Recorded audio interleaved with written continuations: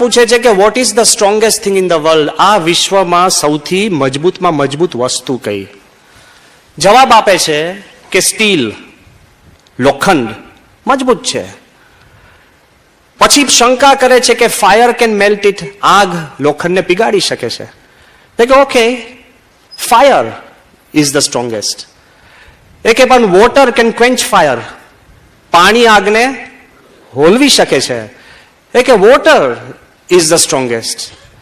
પણ એ કે the sun can evaporate the water, સૂર્ય પાણીને બાષ્પીભવન કરી શકે છે. એ કે ઓકે, સૂર્ય સૌથી વધુમાં વધુ શક્તિશાળી છે. એ કે but the clouds can cover the sun, વાદળા છે સૂર્યને પણ ઢાંકી શકે છે.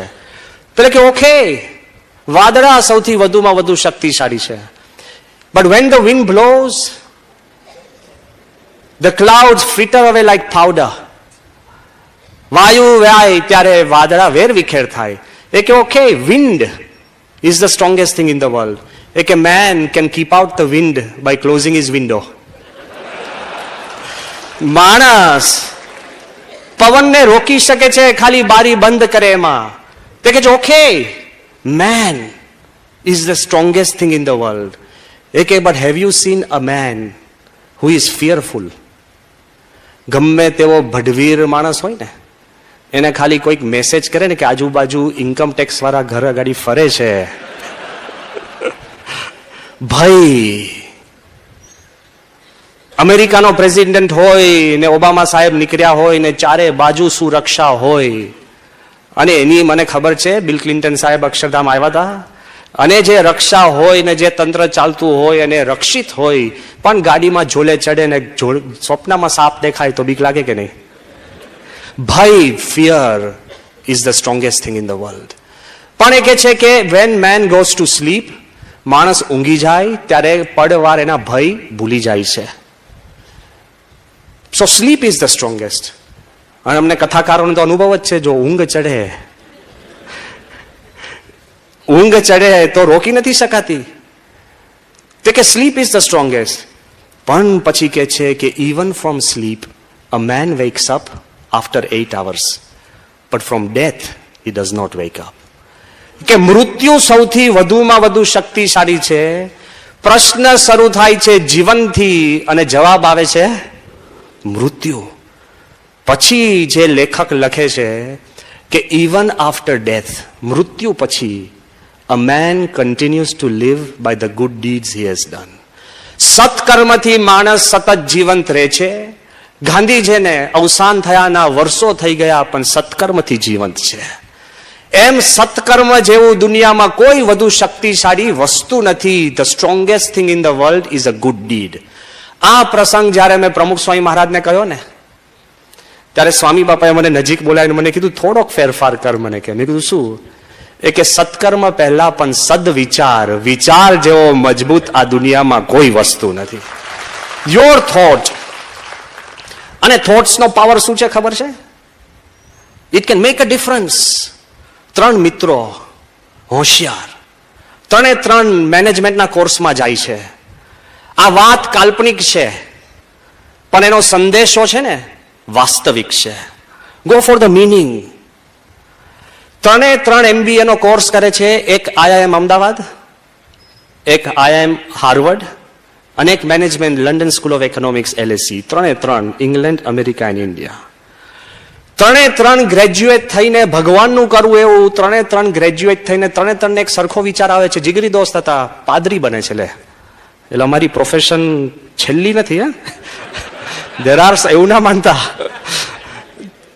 તો 3 પાદરી બને છે ઇન ધ રિસ્પેક્ટિવ કન્ટ્રીઝ. અને 3 એક નાનો ચર્ચ ઉભો કરીને એ પોતે ગુજરાન ચલાવે છે. 20 વર્ષ પછી ફ્રેન્ડ્સ રિયુનિયન, ઘણી વાર તમે કરો ને, ભણતા મિત્રો ભેગા થાય. તો ફ્રેન્ડ્સ રિયુનિયનમાં 20 વર્ષ પછી ભેગા થાય છે એક જગ્યાએ, નિશ્ચિત સ્થાન, નિશ્ચિત જગ્યા, અને એમાં ટાઈમ આપે છે. એટલે ઓબ્વિયસલી બ્રિટિશ ઓન ટાઈમ હોય, અને એકદમ એની સામાન્ય જૂની ઓસ્ટિન મોરિસ ગાડી ઢક ઢક ઢક ઢક કરતી આવીને ઊભી રાખે છે. પછી અમેરિકન 15-20 મિનિટ મોડો, પણ એની બ્રેન્ડ ન્યૂ ઓલ્ડ મોબિલ, મોંઘી થોડીક ગાડી, એ ગાડી લઈને આવે છે અને પોતાનો ઘડિયાળ મેચ કરે છે કે કેમ તમે વહેલા એટલે અમેરિકન્સને એમ જ લાગે છે કે અમે જ સમયસર છે, બીજા કાં વહેલા છે કાં મોડા છે. આ બાજુ obviously Indian standard time last આવે છે. પણ જે પાદરી આઈએમ ઇન્ડિયામાંથી ભણેલા અને લાસ્ટ આવે છે, પણ he comes in a brand new Rolls Royce. હવે ટાટાએ પણ ખરીદી લીધી છે, તો બ્રેન્ડ ન્યૂ રોલ્સ રોયસમાં એ આવે છે અને ત્રણે ત્રણ ભેગા થાય છે, ગોઠડી કરે છે, આનંદ કરે છે, એકબીજાની વાતો કરે છે કે 20 વર્ષ શું કર્યું, ભણ્યા પછી પાદરી કેમ, આમ તેમ. ધીરે રહીને પછી એકબીજાના ગાડીઓ સામે જોઈને એકબીજાને કહે છે કે હવે લોકો આપણી આગળ કન્ફેસ કરે છે, કબૂલાત કરે છે, હવે આપણે કબૂલાત કરીએ કે આપણે કેમ આવું છે. તો પેલો બ્રિટિશ કહે છે કે ભાઈ હું રવિવારની જે સન્ડે એસેમ્બલી હોય, સરમન પછી મારી ટોપી અવળી કરું છું અને જે ભેગા થાય બધાને કહું છું જેને જે દાન આપવું એ દાન આપે, દાન ભેગું થાય. હવે આ ભૂમિ ઉપર આપણે કેટલી જગ્યા રાખીએ છીએ, એક કુંડાળું આપણી જગ્યા કેટલી ઊભા હોય, એટલે એક નાનું સર્કલ કરું છું, જે પૈસા ભેગા થાય હું ઉપર ઉછાળું, ભગવાનને હું પ્રાર્થના કરું કે જે સર્કલમાં પૈસા પડે એટલા મારા, સર્કલની બહારે પડે હું દાન ધર્માદો કરીને સેવા કરું છું. આ સર્કલમાંથી પૈસા મળ્યા એનાથી મેં આ નાની ગાડી લીધી છે. અમેરિકન કહે છે કે ભાઈ રવિવારે પણ હું એવું જ કરું છું, ટોપી મોકલી, જે દાન મળે. પણ અમે અમેરિકન છે, અમે નાના કુંડાળા નથી કરતા. We draw lines. Either are you with us or against us. અમે એક લીટો દોરીએ છીએ, પૈસા ઉછાળું, જે લીટાની આ બાજુ પડે એટલા મારા, જે પેલી બાજુ જાય એટલા દાન ધર્માદામાં.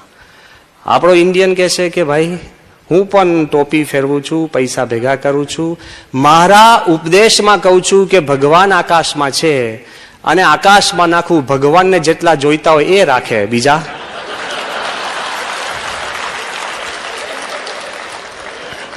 Now I want to tell you, વાર્તા કાલ્પનિક છે પણ એનો સંદેશો વાસ્તવિક છે. ત્રણેય સરખી ઉંમરના, ત્રણેય સરખી બુદ્ધિ, ત્રણેયનું ભણતર સરખું, ત્રણેયનો પ્રોફેશન પાદરી સરખું, ત્રણેયની ટેકનિકલ મિલકત ચર્ચ સરખો, પણ ખાલી વિચાર ભેદમાં આબ જનીનનો ફેર છે. આ વાત નૈતિક કે અનૈતિક ભૂલી જાઓ, આ વાત સાચી કે ખોટી, આ વાત પેલા પાદરીએ સાચું કર્યું કે ખોટું એ બાજુ પર મૂકો. એક કુંડાળું દોરે છે વિચારથી, એક લીટીઓ દોરે છે વિચારથી, અને એક વિચારને આકાશમાં રમતો મૂકે છે વિચારથી. એમાં તમારું ને મારું જીવન બદલાય છે. You may be the same. The moment you change your mind and your thoughts, things begin to change. જેમ સવડી દુનિયા થાય છે એમ વિચારના જ ભેદે અવડી પણ થાય છે. આ પ્રસંગ પણ હું તમને કહું છું, પણ હું એક વૈવર મૂકી દઉં છું, મારાથી અલિપ્ત રાખજો. પણ બૌદ્ધિક રીતે સમજાવવા માટે હું તમને કહું છું. 1962 સાલનો આ પ્રસંગ છે. ટોની પાર્કર કરીને બહુ જ સારો રિપોર્ટર, જર્નલિસ્ટ, એ ઇંગ્લેન્ડના બેલમાર્શ પ્રિઝન, બહુ જ રોયલ, ઇંગ્લેન્ડમાં તો છે ને પ્રિઝન પણ રોયલ પ્રિઝન કહેવાય, રાજવી જેલ. તો રોયલ બેલમાર્શ પ્રિઝનની અંદર ખૂંખાર એક ગુનેગાર જેનું નામ રોબર્ટ એલર્ટન, એનો ઇન્ટરવ્યુ લેવા જાય છે. જેમ ઝા સાહેબે કીધું ને કે ચકલી સુધી રિપોર્ટરો પહોંચી જાય, તો આ જેલમાં આ ખૂંખાર ગુનેગારનો ઇન્ટરવ્યુ લેવા આ ટોની પાર્કર જાય છે. અને બહુ જ ઇન્ટરેસ્ટિંગ વાત છે, શાંતિથી તર્કબદ્ધ સાંભળજો. પેલો ગુનેગાર બેઠો છે, એની પાસે જઈને પેલો એને પૂછે છે કે how should I describe you? Is it okay if I describe you as a criminal?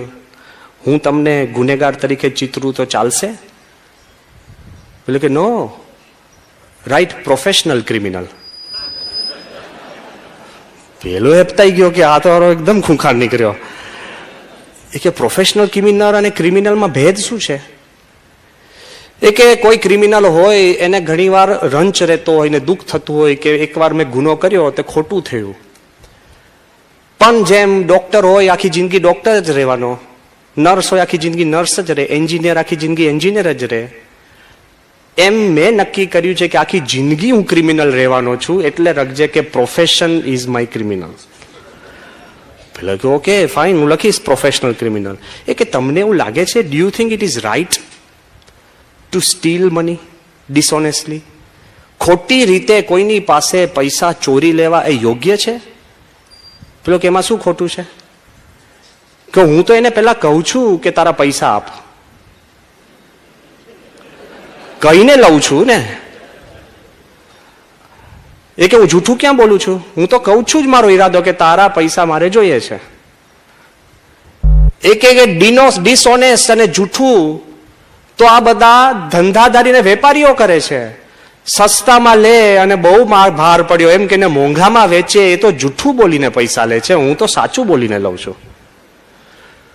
અને હું ક્યારેય એટલું જ કહું છું કે રસ્તામાં કોઈ મને મળે અને એને શું કહું કે ભાઈ તારા ખિસ્સામાં જેટલા પૈસા એટલે તું આપ. હું એને ફરી ઘરે નથી મોકલતો નવા પૈસા લેવા.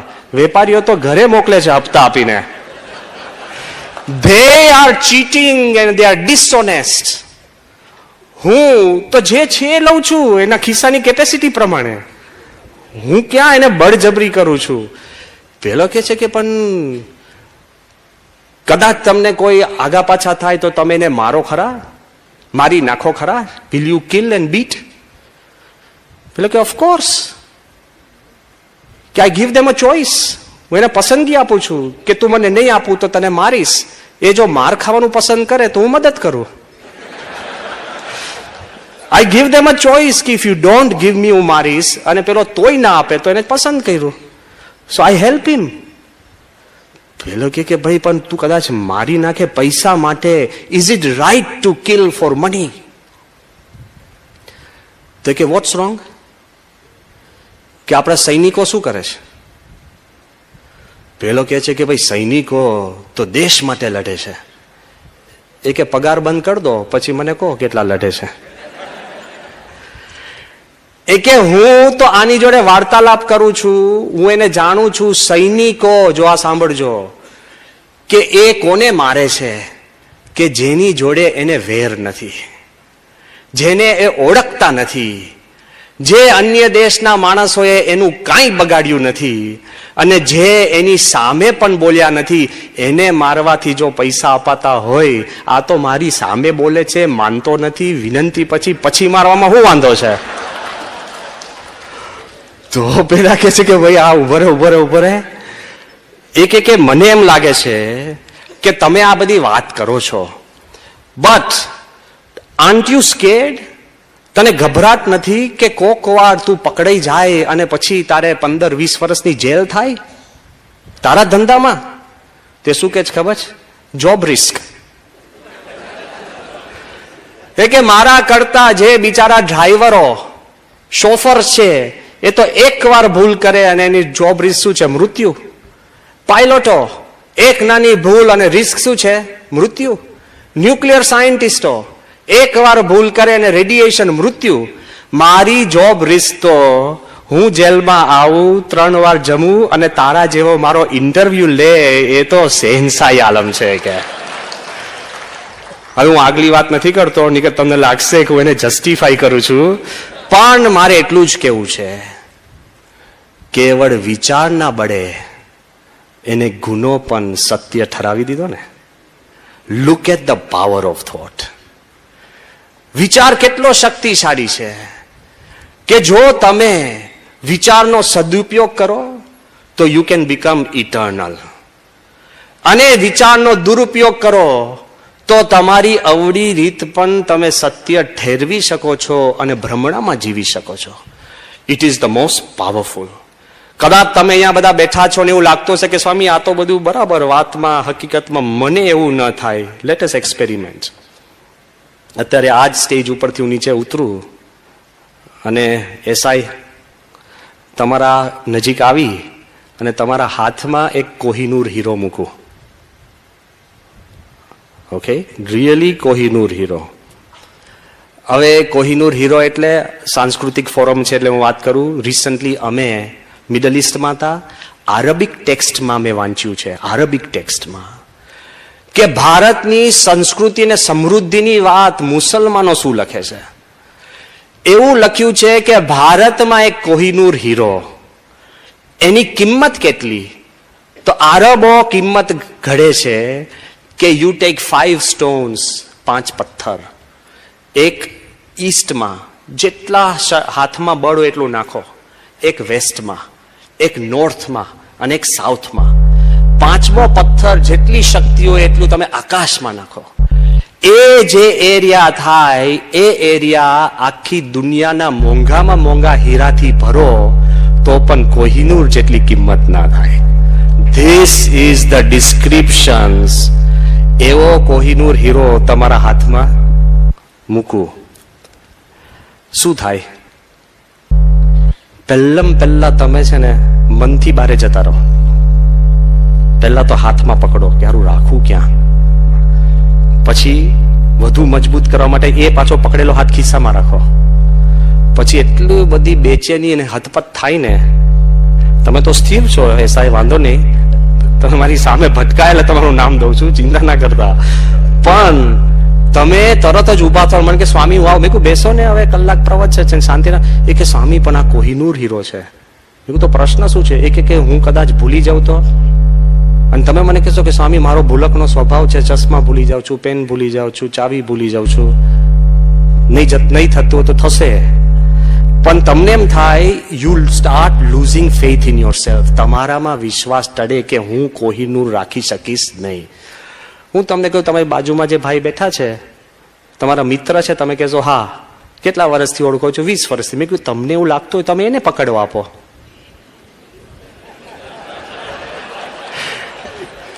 You lose faith in your friends. Kohinoor તમારા હાથમાં આવ્યો તો તમારા ખુદમાંથી વિશ્વાસ ટળે છે, તમારા મિત્રમાંથી ટળે. મેં કહ્યું જો એવું ના હોય તો તમે તમારા ધર્મપત્ની આ સભામાં બેઠા હોય તો તમે જઈને એને આપી આવો. તમે કહેશો એ તો મારા કરતા વધારે ભૂલકની છે, મારું નામ ભૂલી જાય છે. You lose faith in your family. પછી હું તમને વિનંતી કરું કે તમે એક કામ કરો, ઘરે જઈ અને મૂકીને પાછા આવો. તમે શું કહેશો? સ્વામી મારો બંગલો નવો છે પણ સેફ નથી. જે બંગલામાં તમે સેફ હો, વર્ષોથી સુવો છો, તમારા ઘરેણા હોય, લગ્નના દાગીના હોય, ડોક્યુમેન્ટ્સ હોય, પણ કોહિનૂર માટે સેફ નથી. પછી મેં કહ્યું એમ ના હોય તો બેંકમાં મૂકી આવો, માધુપુરા. તમે કહેશો કે સ્વામી કોહિનૂર મૂકીશ એટલે બેસી જશે બેંક. બેંકને તો લેર પડી જાય. આઈ એમ આસ્કિંગ યુ કે એક ખાલી કોહિનૂર હીરો તમારા મનમાં ઊભું થયું તો તમારા માંથી વિશ્વાસ ટળે છે, કુટુંબમાંથી, મિત્રમાંથી, સોશિયલ ઇન્સ્ટિટ્યુશનમાંથી, ઘરમાંથી પણ વિશ્વાસ ડગે છે. પણ પછી સામે હું એટલું જ કહું કે ચિંતા ના કરતા કે આ તો છે ને નકલી છે, તો તમે 5 સેકન્ડમાં બધાને જોવા મોકલશો. વાય?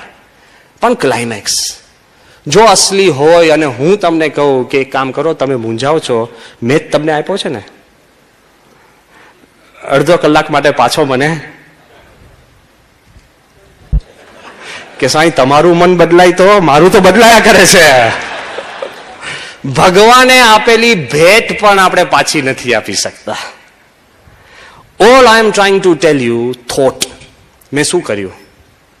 આપ્યો. વિચાર જ તમને આખી દુનિયાનો છેદ ઉડાડે છે. વિચારથી સર્જન થાય છે અને વિચારથી વિસર્જન થાય છે. જો તમને મનમાં ક્લેરિટી હોય, the greatest gift God has given us is the ability to think. પણ કમનસીબી એ છે ખબર છે, આપણે જન્મ્યા ત્યારથી જેમ શ્વાસ લઈએ છીએ એમ જન્મ્યા ત્યારથી વિચાર કરીએ જ છીએ. કમનસીબી શું છે કે આપણે ચાલતા પણ ટ્રેનિંગ આપવામાં આવે છે, જમવાની પણ આપણને ટ્રેનિંગ આપવામાં આવે છે, આપણે હવે હેલ્થ યુગની અંદર બ્રીધિંગ ટ્રેનિંગ આપવામાં આવે છે, બોલતા શીખવાડવામાં આવે છે, લખતા શીખવાડવામાં આવે છે, વિવેકની ટ્રેનિંગ આપવામાં આવે છે, બેસતા હરતા ફરતા બધાની ટ્રેનિંગ આપવામાં આવે છે. The most important part in your life વિચારની ક્યારેય ટ્રેનિંગ આપવામાં આવતી નથી અને આપણે લેતાય નથી. વી think garbage in garbage out. જે વિચાર આવ્યા એ ઠીક છે, ના એવા તો ભગવાનની ઈચ્છા. એવું છે. આજનો જો સ્ટ્રોંગેસ્ટ વિચાર છે તો I believe you can train how to train your thoughts. અને જો આપણે કરી શકશું તો આપણે જ્યાં હોય, જીવનની જે દશા જે સ્થિતિમાં હોય એમાંથી પણ you will be able to achieve. એ કઈ રીતે વાત કરું છું કે વિચાર આપણે કેમ સ્પર્શતા નથી? કારણ કે ઇનવિઝિબલ છે, અદૃષ્ટ છે. વિચાર કોઈને આવતા દેખાયો કે આવ્યો, એના પગલા સંભળાયા, જતા દેખાય છે. ભલે આપણે મૂછો મળીએ કે આ મારો વિચાર છે, ઘણીવાર ડિસઅપિયર થઈ જાય. તમારો હોય તો પાછો લાવો ને. અને ઘણીવાર એટલા બધા ખરાબ વિચાર આવતા હોય, જો તમારા જ હોય તો એને રોકો ને. રોકી શકાય છે? નથી રોકી શકતા. જો તમારા જ હોય ને તમે જ ટ્રેન કર્યા હોય ને તમે જ માસ્ટર હોય તો why can't we stop, why can't we bring, why can't we train, why can't we change? એ નથી કરી શકતા બીકોઝ વિચારનું આખી ભૂમિકા ને પરિબળ જુદું છે. વિજ્ઞાનની અંદર અત્યારે એવું કહેવાય છે, જેમ ગ્રોઈંગ ન્યુરો સાયન્સ ઊભું થયું ને, વિજ્ઞાન શું કહે છે ખબર છે? ન્યુરો અને ન્યુરોન્સને 100 બિલિયન કનેક્શન્સ છે, 100 અબજ. એ બધા જુદા જુદા ટાઈમે ફાયર થાય ને તો અનેક વિચારો તમને એક સામટા આવી શકે. પણ અત્યારે બહુ, હું એકદમ કન્ઝર્વેટિવ ફિગર કહું છું. અધિકારીઓ બધી કન્ઝર્વેટિવ ફિગર કે, હા, કારણ કે હલવાઈ જાય જો લાંબુ કે. અમે કામ લઈને ગયા હોય ને કે સ્વામી એ મહિનામાં થશે, ભલે એને ખબર હોય અઠવાડિયામાં થવાનું છે, કારણ કે તમે પાછા હાજર ના થાવ ને. પણ એની વે કન્ઝર્વેટિવ ફિગર અત્યારે વિજ્ઞાન કે છે શું કે બહુ જ તમે વ્યવસ્થિત વિચાર કરીને કહો તો ઓન એવરેજ કલાકના માણસને 70,000 વિચાર આવે છે. એટલે સેકન્ડના 20.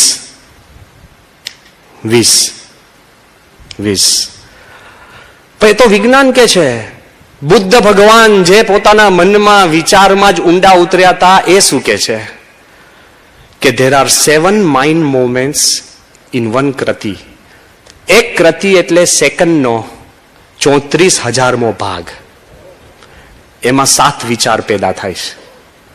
એટલે એક સેકન્ડમાં 2,38,000 વિચાર. અને એને જો તમે કેલ્ક્યુલેશન કલાકનું મૂકો ને તો એક કલાકમાં અપ્રોક્સિમેટ 1 અબજ વિચાર. તમે મને કહેશો કે સ્વામી ઘણીવાર તો કલાકો સુધી કાંઈ હૂજતું જ નથી, અને હુજ્યા પછી પણ એવો લાલો પાપડ શેકીને ખાઈ લઉં કે ટામેટા કાપીને. આપણે એટલા ડિસેન્ટિસાઇઝ થઈ ગયા છે કે આપણે ઓબ્ઝર્વ કરી નથી શકતા. મારે પણ એટલું જ કહેવું છે કે મજબૂતાઈ શું છે? અનેક વિચાર ભલે આવે પણ 1-2 વિચાર પણ પકડીને તમે તમારા માલિકીના કરી શકો ને તો માણસ રાજા બની જાય છે. અને હકીકતની અંદર એ થોટ કેવો છે? એક પણ વિચાર. તો અત્યારે જેમ મેં સાયન્સની વાત કરી, મેડિકલ સાયન્સ, એમ ઝુઓલોજી શું કે છે? ઝુઓલોજી, એન્થ્રોપોલોજી શું કે છે? વિચાર પાસે પાવર છે કે ઇટ કેન લિબરેટ યુ. તમને અને મને મુક્ત બનાવી શકે. તમે ગમે તેટલા રોગથી પીડાતા હો, ડિપ્રેશનથી પીડાતા હો, પ્રશ્નથી, લઘુતા ગ્રંથિથી, કોઈ પણ વસ્તુ, વિચારથી તમે મુક્ત થાવ છો ને તો આખું આજુબાજુ એની રીતભાત બદલાય છે. દ્રષ્ટાંત બહુ ક્રૂડ આપે છે. બહુ જ મોટો ઝુઓલોજિસ્ટ જર્મન, જેનું નામ કાર્લસ્ટન નોટ. આખી જિંદગી એને વાંદરાઓનો અભ્યાસ કરેલો અને એ પોતે અદ્ભુત રિસર્ચ રજૂ કરે છે. મન દઈને સાંભળવા જેવું છે. એ લખે છે કે વિચાર, ધી એબિલિટી ઓફ થિંકિંગનો પાવર શું છે? એ કે 3 પ્રકારના વાંદરા ફેમસ છે. એક ગોરીલા, બીજું ચિમ્પાન્ઝી અને ત્રીજું વાંદરું છે બોનોબો, જે કોંગોના જંગલમાં મળે છે, ધ બોનોબો મંકીઝ. એ કે ભેદ શું છે કે એક પાંજરું હોય, એને પાંજરાની અંદર ગોરીલા હોય, if you throw in a screw driver, તમે સ્ક્રૂ ડ્રાઈવર નાખો ને, ગોરીલાને વાગે ને કાં એના પર બેસે ને તોય ગોરીલાને ખબર નથી પડતી કે આ સ્ક્રૂ ડ્રાઈવર છે. એટલી જાડી ચામડી મેન્ટલી પણ. ચિમ્પાન્ઝી એ કે if you throw in a screw driver into a chimpanzee with a cage, તો કલાકોની અંદર ચિમ્પાન્ઝી એ સ્ક્રૂ ડ્રાઈવર પકડતા શીખી જશે. પછી એ સ્ક્રૂ ડ્રાઈવરથી નાના કીડી મકોડા જતા હોય તો એને સ્ટેબ કરશે આમાં. એટલે સ્ક્રૂ ડ્રાઈવરનો યુઝ નથી કરી શકતો પણ અબ્યુઝ કરે છે. એ કે ત્રીજા પ્રકારના મંકીઝ છે, હું ઇન્ટુ ઇંગ્લિશ કહું છું અને પછી ભાષાંતર કરું. એ કે ધ થર્ડ મંકી, ધ બોનોબોઝ, એનું અબિલિટી ટુ થિંક કેટલું વિકસ્યું છે. એ કે if there is a cage and there is a bonobo monkey, if you throw in a screwdriver, within half an hour it will have learnt how to hold it, it would have figured out how to use it, it would have found the screws of the cage, અને અડધો કલાકમાં એ screw ખોલીને પાંજરાની બારે ઊભો હોય એ બોનોબો monkey છે. અહીંયા એ સભામાં 3 પ્રકારના માણસો હશે. સમ ખબર જ નહીં પડે શું આવી ગયું, સમ ઘરે જઈને બીજાને જ્ઞાન આપશે, પણ ફોર્ચ્યુનેટલી એવા પણ હશે જે વાપરીને પોતે મુક્ત થશે. એની મજા છે. Ultimately the power is the ability to think. અને થિંક એટલે શું? તો જોજો, માણસને આ પશુ રેખામાંથી કોઈએ મુક્ત કર્યો હોય ને, what sets man apart from the animal kingdom? Thinking, ability to think. 5000 વર્ષ પહેલા જે લાયન્સ કહેતા કે સિંહ, એ ક્યાં રહેતા? ગુફામાં. અત્યારે સિંહ જંગલમાં ક્યાં રહે? ગુફામાં. કોઈ જગ્યાએ 5000 વર્ષ પછી સિંહે કઈ ગુફાનું ઇન્ટિરિયર બદલ્યું કે હવે મારો વિકાસ થાય છે તો પાયા ઊંડા નાખું, બગીચો કરું કે 2-3 ઓરડીઓ વધારું? કાંઈ નહીં. લાયન્સ ભલે રાજા કહેવાય, નો થિંકિંગ. 5000 વર્ષ પહેલા ગાય અને બળદ શું ખાતા? ઘાસ. અત્યારે ઘાસ. આ બાજુ માણસો જુઓ, કયા ઘરમાંથી, ગુફામાંથી ઘરમાં, સિટીમાં, સ્કાય સ્ક્રેપરમાં, અંડરસી ઘર, ક્યાં ને ક્યાં વિકાસ થઈ ગયો. ખાવામાં ઓસ્ટ્રેલિયાનો બળદ હોય શું ખાય? ચાઇનાનો, ઇંગ્લેન્ડનો ઘાસ જ ખાય. અને આપણે માણસે 5000 વર્ષમાં જમવાની વાનગીઓ જુઓ, ચાઇનીઝ ઢોકળા લે. હું તમને કહું છું, તમે હજુ તો તમે વધારે જાણતા છો, અમારી પાસે તો આવે એટલે ખબર પડે. હું તમને એમ કહું છું કે આપણે વિકાસ, એબિલિટી ટુ થિંક, જેટલી આપણી બુદ્ધિની શક્તિ છે એટલી વિવિધતા જોઈએ છે. કૃષ્ણકાંતભાઈએ બહુ સુંદર વાત કરી કે સખત વિકાસ થયો છે, પણ મારે તમને એ કહેવું છે આ 5-10 મિનિટમાં, આ કાંઈ નથી. શું તમને એમ લાગે છે કે આપણે બુદ્ધિના બળે વિકાસ કરી કરીને ગુફામાંથી અત્યારે ઘર, plastic houses, glasses, onion houses, પછી કોલોનીઝ ઇન સ્પેસ, ત્યાં સુધી પહોંચી ગયા એટલે આપણો વિકાસ પતી ગયો? આપણને ઘણીવાર એવું લાગે કે ઓહો બહુ થઈ ગયો, હવે તો કાંઈ હોય જ ન શકે. તમારા ને મારામાં કોને ખબર હતી કે ઇન્ટરનેટની દુનિયા આવશે? કોને ખબર હતી કે ઈમેલ ઉપર ચર્ચા થશે અને ફેક્સ ગુમ થઈ જશે? અને હવે તમને એમ કહું છું, ટૂંક સમયમાં ઈમેલ ગુમ થઈ જશે. તમને લાગશે કે સ્વામી, આપણને લાગે સી વી કાન્ટ થિંક. એટલું ફાસ્ટ વર્લ્ડ બદલાય છે because of our ability to think. થોડીક તમને ખાલી એની આઈડિયા હું આપી દઉં એટલે તમને ખ્યાલ આવશે કે why I am insisting that you can change by changing the way you think. કેમ હું આગ્રહ કરું છું? થોડીક જ વાત કરું કે પહેલું જયારે દુનિયાનું કમ્પ્યુટર થયું હતું ને, ત્યારે એની સાઈઝ કેટલી હતી ખબર છે? આ સ્ટેજ જેટલી. કમ્પ્યુટરની સાઈઝ સ્ટેજ જેટલી હતી, જેમ વિકાસ થતો ગયો પછી શું થયું?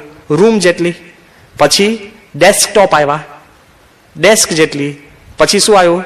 લેપટોપ, પછી પામ ટોપ, અને હવે આવે છે થંબ ટોપ. થંબ જેટલું કમ્પ્યુટર હશે અને તમે ચાંપ દાબો ને, ખાલી ચાંપ જ હોય, સીધું આકાશમાં તમને હોલોગ્રાફિક સ્ક્રીન, હોલોગ્રાફિક એનું કીપેડ, એટલે તમે આકાશમાં જ આમ કરતા હશો. અત્યારે જેમ લોકો આકાશમાં બોલ બોલ કરતા હોય છે ને, કારણ કે કાનમાં પહેર્યું એ લોકો લાગે કોની જોડે બોલે છે. ફોનનું ડબલું તો સારું લાગતું હતું કે કોઈકની જોડે વાત કરે છે, અત્યારે એમને એમ બધા કંઈક તંત્ર પર વાત કરતા હોય.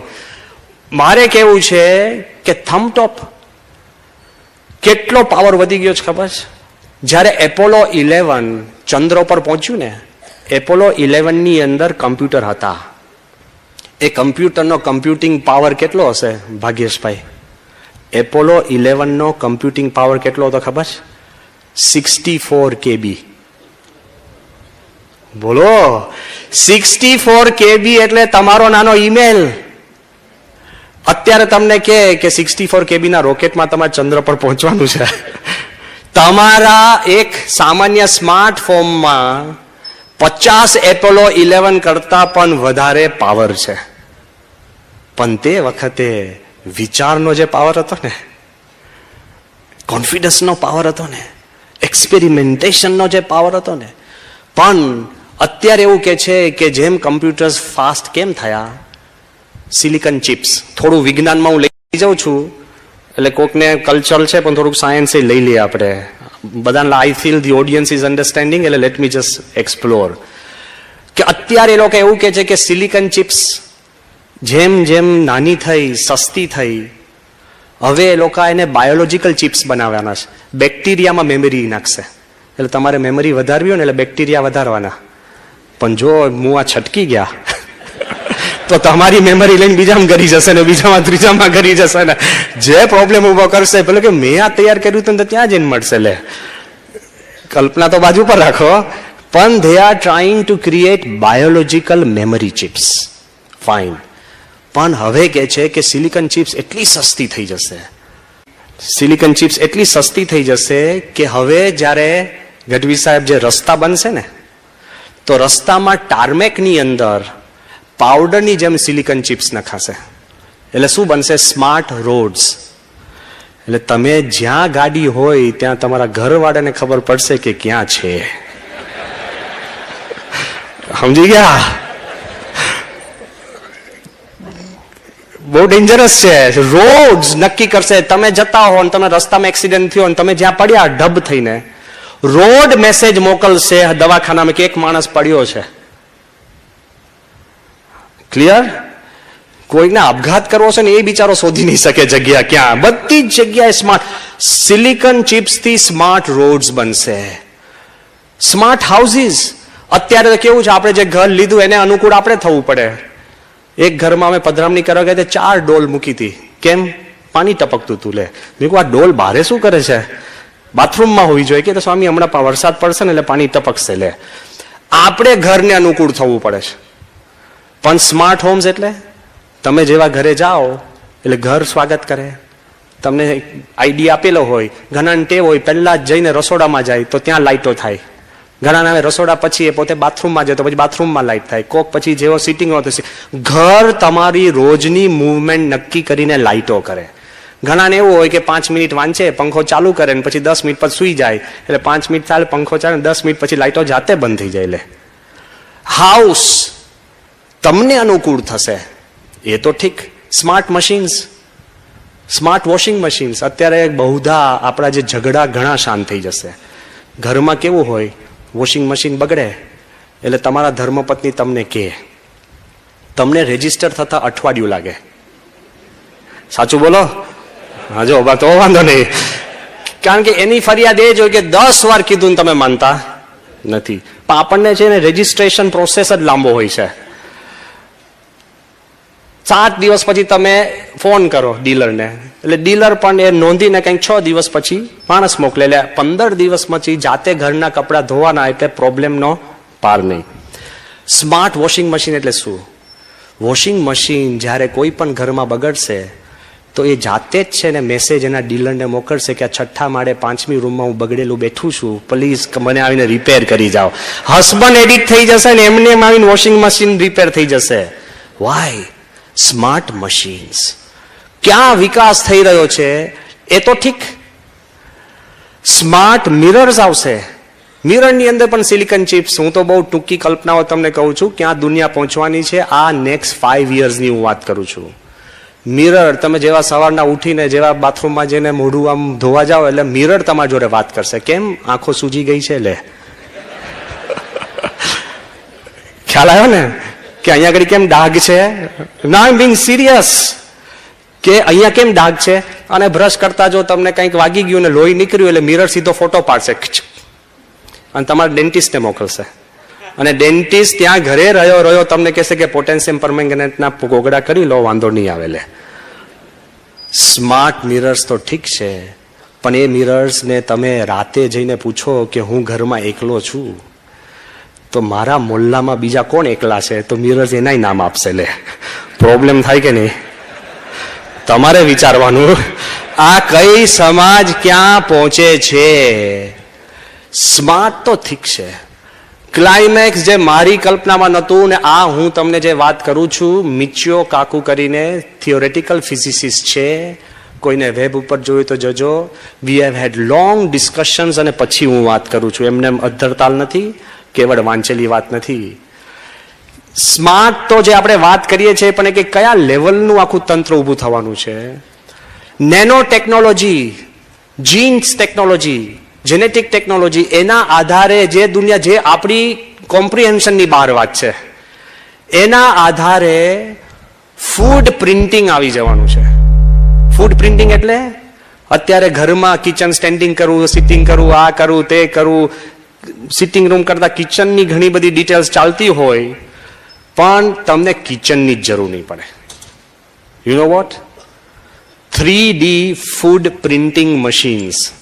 ફૂડ પ્રિન્ટિંગ મશીન્સ એટલે અત્યારે તમારે કંઈક ખાવા બનાવો ને લોટ લાવવાનો, શાક લાવવાનું, આ લાવવાનું, તે લાવવાનું, તેલ, આ છે ને બધું ઝંઝટ, બરાબર? ફૂડ પ્રિન્ટિંગ મશીન એટલે શું? નેનો ટેકનોલોજીએ આખી દુનિયાને નેનો પાર્ટિકલ્સમાં ડિવાઈડ કરી દીધા. તમારી ઘરમાં મશીન હોય અને તમે કહો કે આજે મારે પિઝા જોઈએ છે તો 3D પિઝા મશીન પ્રિન્ટ કરશે. કદાચ તમને નહીં મનાય, જે આઈટમ તમારે જોઈતી હોય એક જ મશીન કોઈ પણ ખરીદી વગર પાર્ટિકલ્સમાંથી બનાવશે. ખોરાક, ન્યુટ્રિયન, સ્વાદ પણ એવો જ આવશે એવા ફૂડ પ્રિન્ટિંગ મશીન. ટૂંક સમયમાં ગમ્સ આવે છે, અમે તો સાદું ખાતા નથી પણ તમે લાભ લેજો. પ્રોગ્રામેબલ ગમ્સ, ચુઈંગ ગમ, ઘણાને હોય અને ઘણાને ડાયટિંગ કરવું હોય ને, બહુધાને કરવું હોય છે. તો પ્રોગ્રામેબલ ગમ્સ એટલે શું ખબર છે? કે તમે ગમ મોઢામાં મૂકો એટલે પહેલી 5 મિનિટ તમારી ટેવ હોય કે ગુલાબજંબુ ખાઓ તો ગુલાબજંબુનો સ્વાદ આવે, પછીની 10 મિનિટ રોટલી અને ફ્લાવરના શાકનો સ્વાદ આવે, પછી દાળ ભાત, અને છેલ્લે તમે મુખવાસ લેતા હોય એટલે છેલ્લે ગમની અંદર તમને મુખવાસનો સ્વાદ આવે એટલે ગમ પૂરી. ફૂડ ટેકનોલોજી ક્યાં વધવાની છે? પણ હાઈટ ઓફ એવરીથિંગ, આ બધી જ આપણે વાતો કરીએ, આ દિનની અંદર કેમિકલ ટેકનોલોજીના કારણે એવા સ્પ્રે બનવાના છે. અત્યારે આપણે બધા પરફ્યુમ, એરોમાસ, એનાથી પણ એફેક્ટ થતા હોય છે. સામાન્ય કાગળ ઉપર એવા સ્પ્રે મૂકવામાં આવશે કે તમે કાગળ પકડો ને અને સુવાસથી તમને વિશ્વાસ આવેલો, એટલે લીગલ ડોક્યુમેન્ટ્સ બધા તમે લખો આ સાચું જ છે, સહી કરી દો લો. ટ્રસ્ટ બિલ્ડિંગ સ્પ્રેઝ, એ તો એવું કે છે કે તમને કોઈ દિવસ ડિઓડરન્ટ કે પરફ્યુમની જરૂર જ નહીં પડે.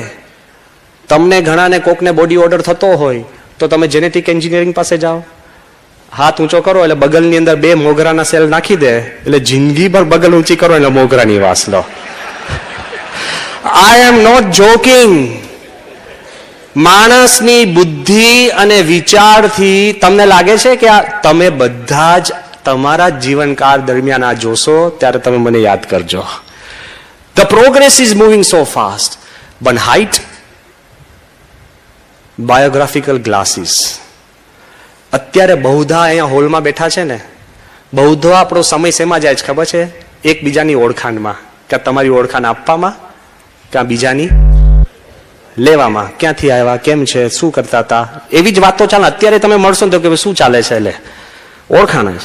બાયોગ્રાફિકલ ગ્લાસીસ એટલે શું, તમે જેવા ચશ્મા પહેરો ને અને જેની સામે તમે જુઓ ને એની આખી બાયોડેટા મળે કે ડીજી ઝાલાવાડિયા, નિવૃત્ત, હમણાં જ અમદાવાદમાં આવ્યા, અને તમે રસ્તામાં આવતા આવતા કોઈક જગ્યાએ ચા પીધી હોય એ પણ આવી જાય. જેની સામે તમે જુઓ ને એની ફૂલ બાયોડેટા આવી જાય. એટલે ઓળખાણ પીછાણમાં તો ટાઈમ જ નહીં. એટલે બસ સ્ટેન્ડ ઉપર તમે જાઓ પછી કરવું શું કે જેની સામે જો તો ઓળખાણ મળી જાય ને તમને એ ખબર પડી જાય કે આ કલાકથી ઊભો છે. ઘણી વાર કલાકથી ઊભા હોય પણ એમાં સામેવાળાને તમારી પણ ખબર. મારે એ કહેવું છે કે આવી દુનિયા બને એમાં તમે સુખી હશો? બોલો કેમ? તો મુદ્દો એ જ છે કે વિચારના બળે પ્રગતિ થાય છે. બાહ્ય પ્રગતિનું કારણ તમારો વિચાર છે, ફેક્ટ. પણ તમારા અંતરના સુખમાં પણ જો મૂળભૂત કોઈનું સ્થાન હોય તો વિચાર છે. બાહ્ય પ્રગતિ વિચારથી જ થાય છે. અને અંતરને તમને જે સુખની વાત કરી ઝા સાહેબે, એ પણ શેનાથી થાય છે? વિચારથી જ. જો તમારો વિચાર નબળો હોય ને તો માણસ દુઃખી જ છે. વિચાર કેમ ઇમ્પોર્ટન્ટ છે? For physical progress and also for inner progress. That's why I am asking you કે think different and you will be different.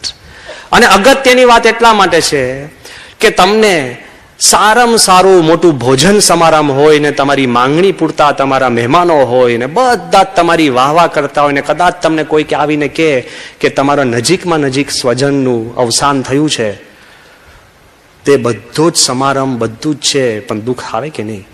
દુઃખ વાતાવરણને આધારિત નથી, દુઃખ મનના વાતાવરણને આધારિત છે. Is the environment. Climate change છે જ મનની ક્લાઇમેટ, વિચારની ક્લાઇમેટ.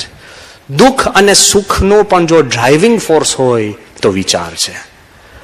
અને હકીકતની અંદર કોઈ પણ વ્યક્તિ હોય પણ તમારા મનની અંદર ક્લેરિટી થાય. જો હું સિમ્પલ દ્રષ્ટાંત આપું, કોક અહીંયા જાહેરાત કરે કે બ્રહ્મવિહારી સ્વામી કલાક પ્રવચન કરવાના છે, અને જેવું કલાક પછી પ્રવચન પતે ને તો તમે તાલીઓ પાડશો કે વાહ. અને જો મેં 1.25 કલાક કર્યું અને જાહેરાત કલાકની થઈ ને તો તમને શું લાગશે? કે બહુ ઘડિયાળ જોવે છે, તો બાજુવાળાના જોવે, કારણ કે વક્તાને દેખાવું જોઈએ. તમારે વાંધો નથી. પણ હું એમ કહું છું કે 1.5 કલાક જ પ્રવચન કર્યું હોય એ જ મેટર છે. ખાલી આગળ જાહેરાત બદલી હોય કે 1.5 કલાક કરશે, તમારો મનનો વિચાર બદલાય તો પ્રવચન સારું થઈ જાય છે. એમાં અમારો વાંક નથી. Whether you like it or not, it depends on your thoughts. અને વિચાર જો ન બદલાય ને તો દુનિયાના બાદશાહ હો ને, બીજાને સુખી કરતા હો ને, પણ માણસ મૂંઝાય છે. એકવાર માન્ચેસ્ટર ઇંગ્લેન્ડમાં એક માણસ સાયકાટ્રિસ્ટ પાસે જાય છે અને સાયકાટ્રિસ્ટને કહે છે કે સાહેબ હું બહુ દુઃખી છું. પહેલા અઠવાડિયે આવતો પણ રોજ આવવા લાગ્યો. પછી સાહેબને કહે છે કે મને મરવાના વિચાર આવે છે અને મને આપઘાતના જ વિચાર, સાહેબ મને કંઈક કરો, બહુ દુઃખી છું, બહુ દુઃખી છું. સાહેબ કહે છે કે ભાઈ તારી કોઈ દવા દેખાતી નથી, તું બધું જ કહું છું તો એક કામ કર, અહીંયા માન્ચેસ્ટરમાં રશિયાનું બહુ મોટું એક સર્કસ આવ્યું છે, ત્યાં જે મોટો ક્લાઉન છે એ આખા માણસોને હસાવે છે. હું તને એક પ્રિસ્ક્રિપ્શન આપું છું, તું દિવસમાં 3 વાર ત્યાં સર્કસમાં જા, એ ક્લાઉન જાંગલાની સામે જોઈ તું ખૂબ હસ, તારી મૂંઝવણ ટળી જશે. પેલો કે સાહેબ આઈ એમ ધેટ ક્લાઉન. ગ્રોમોલીને કે હું પોતે જ એ ક્લાઉન છું. જે માણસ ઘણીવાર બધાને સાચવતા હોય, બીજાના પ્રશ્ન સોલ્વ કરતા હોય, બીજાના કૌટુંબિક દુઃખો હરતા હોય, એને પોતાના પ્રશ્ન બીકમ્સ અ ચેલેન્જ. અને હું કંઈ કાલ્પનિક વાત નથી કરતો. દુનિયાનો શ્રેષ્ઠ હાસ્ય કલાકાર ચાર્લ્સ ચેપ્લિન, અને એ ચાર્લી ચેપ્લિન સામાન્ય નહોતો. એના સમયમાં હાઈએસ્ટ પેઇડ એક્ટર. દુનિયાનું જ્યારે વિશ્વયુદ્ધ થયું ત્યારે એક કોડ નામ ચાર્લી ચેપ્લિન, કોડ વર્ડ એના નામથી બનેલો, નાઇટેડ સર ચાર્લ્સ ચેપ્લિન. આખા દુનિયાને વિશ્વમાં એની વાહવા થાય. એ ચાર્લ્સ ચેપ્લિન 1940માં એને સાયલેન્ટ મૂવી ધ ડિક્ટેટર બનાવી હતી, ધ ગ્રેટ ડિક્ટેટર, હિટલર ઉપર વ્યંગાત્મક આખી ફિલ્મ, જેની જે મૂંગી પિક્ચરો બધા આખી દુનિયામાં એને અસર કરી છે. પણ હિટલર ઉપર બીજા વિશ્વયુદ્ધ વખત જ્યારે હિટલરનો ખરેખર 1940ની વાત છે, હજુ તો એનો દબદબો હતો આખા યુરોપમાં, હિટલર ઉપર એને ફિલ્મ બનાવી અને એવું કહેવાય છે કે જે હિટલર ક્યારેય હસે નહીં, ખાનગીમાં એને આ પિક્ચર જોઈને પેટ પકડીને હસ્યો છે આ ચાર્લ્સ ચેપ્લિન. હિટલરને હસાવી શકે કેટલો એનો પ્રભાવ હતો. પણ એ શું લખે છે ખબર છે? કે આઈ alone could make the whole world laugh, but the whole world together could not make me laugh. આખી દુનિયા ભેગી થઈને એના અંગત જીવનમાં બહુ દુખી હતો. મહાપ્રશ્ન. મારે એટલું જ કહેવું છે કે દુનિયા માટે, બીજા માટે આપણે જીવન ખર્ચીએ છીએ. સમાજમાં શું બદલવું, અહીંયા શું કરવું, ઇન્ફ્રાસ્ટ્રક્ચર શું બદલવું, what about your own self? તમારું કુટુંબ, તમારી ઓફિસ, તમારું સ્વાસ્થ્ય, કેન યુ ચેન્જ ધેટ? અને હકીકતની અંદર જ્યારે આપણે ચેન્જ કરી શકશું ને, તો જ અર્થસભર જીવન બનશે. WHO ના નવા આંકડા છે 2020.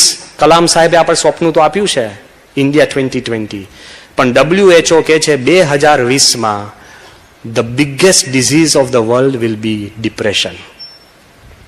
જેમ સુવિધા વધે, વિવિધતા વધે, વિચારો બદલે, ચોઇસીસ વધે, સંકલ્પ વધે, એમ દુઃખ વધે અને ડિપ્રેશન વધે.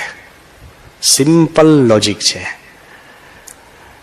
મારે એટલું જ કહેવું છે, if depression is going to B the biggest disease, તો હકીકતની અંદર વિચારથી જેમ પ્રગતિ થાય છે, વિચારથી જેમ સુખ મળે છે, વિચારથી પ્રકૃતિ બદલાય છે. કેમ? ગીતાની અંદર અર્જુનનું જો તમારે ડિસ્ક્રિપ્શન આપવું હોય ને, તો it would be a classic case of depression. ડિપ્રેશનમાં શું થાય? મન મૂંઝાય, વિચારો બદલાય, જે કરવા ગયા હોય એ ન કરો, આજીજી થાય, ખોટા તર્ક થાય, મોઢું સુકાય, ધ્રુજારી થાય. આ બધું જ ડિપ્રેશનના લક્ષણ છે. બીજા અધ્યાયની અંદર જ્યારે અર્જુન કૃષ્ણને કહે છે કે મને જોવા દો, કોની સામે મારે લડવાનું છે, અને જોયા પછી અર્જુન દલીલો શરૂ કરે છે કે મારા સ્વજનો, મારા ગુરુજનો. અરે ભાઈ, આટલા મહિનાઓથી તૈયારી કરતા હતા, ત્યારે ક્યાં ગયું? અને પછી લખે છે કે સિદ્ધંતી મમ ગાત્રાની મુખમ ચ પરિશુષ્યતિ, રોમ હર્ષશ્ચ જાયતે, ભ્રમતી વચે મે મનઃ, ગાંડીવમ સંસ્રતે હસ્તાત. ભાવાર્થ શું કે છે કે અર્જુનના હાથ હલે છે, ધનુષ બાણ મુકાઈ જાય છે, મોઢું સુકાય છે, મન ભમે છે, વાળ ઉભા થઈ જાય છે, અને કૃષ્ણને કહે છે કે મારે લડવું નથી. ઇન્ડિયાની ક્રિકેટ મેચ ચાલતી હોય અને તેંડુલકર કે પેડ પહેરાતું નથી, હાથ હલે છે, તો અત્યારના મોસ્ટ ફિઝિયોથેરાપિસ્ટ શું કે? ગ્લુકોઝનો બાટલો આપે, હાથ મસાજ કરે. કૃષ્ણ કશું નથી કહેતા. કૃષ્ણને એવું નથી કહેતા કે બેટા તું સુઈ જા, લાવ હાથ દબાવ, પગ દબાવ, લે પાણીનો ગ્લાસ. આપણે મેજોરિટી એવું કરીએ. કૃષ્ણ એક જ વાત કહે છે, ક્લેબ્યમ માસ્મ ગમઃ પાર્થ નૈત્વેતત ઉપપદ્યતે, શુદ્ર હૃદય દૌર્બલ્યમ ત્યક્તો તિષ્ઠ પરમ તપા. હે મૂરખ, ઉલટાના વઢે છે, તું ઉભો થા, આ હૃદય અને વિચારની નિર્બળતા તું ત્યાગ કર અને શુરવીર થઈને પાછો લડ. કૃષ્ણએ ખાલી અર્જુનનો વિચાર જ મસાજ કરીને બદલ્યો છે. એક અર્જુન ઉભો થયો અને યુદ્ધ જીતાય છે. તમારા કુટુંબમાં, જગ્યામાં, ઘરમાં કે જીવનમાં, if you change your thought, જરાક વિચાર બદલાશે ને, તો હકીકતની અંદર એટલો બધો પાવર જનરેટ થશે ને કે you don't have to do anything else. Programme થઈ જાય છે. જો તમે વિચાર ટકાવી શકો ને, તો હકીકતની અંદર તમે આગળ વધી શકો છો. પણ માણસને કેવો પ્રશ્ન છે? આપણે ચેન્જ નથી કરવું કારણ કે આપણે ટેવાઈ ગયા છે. આ એક દ્રષ્ટાંત છે, બહુ અગત્યનું છે. Everybody is comfortable in their on life.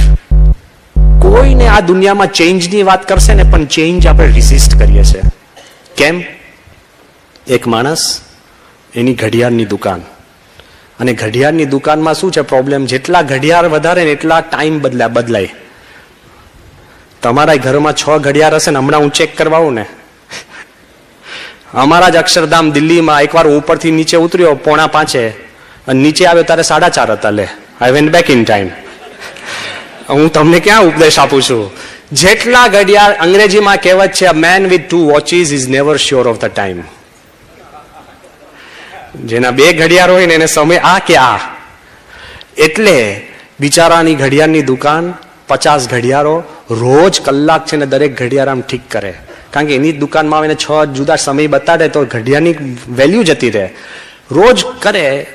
રોજ સવારે બહારની દુકાનની બહારે કાચમાંથી એક બહુ સારો સુઘડ માણસ પોતાનું ઘડિયાળ એના ઘડિયાળના ટાઈમ પ્રમાણે મેચ કરે.